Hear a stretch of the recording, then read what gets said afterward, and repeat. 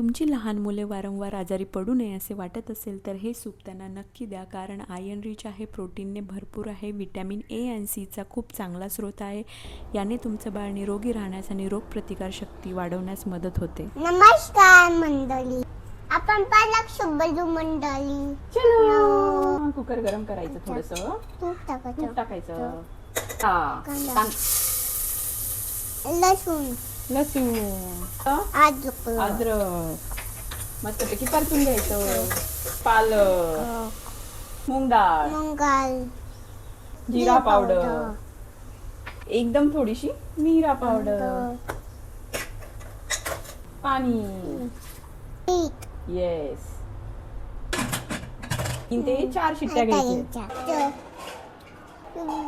हे काय करायचं, थंड करून आई मी समजून का मिक्सर मधून काढायचं. Okay, शाहूची soup लिडी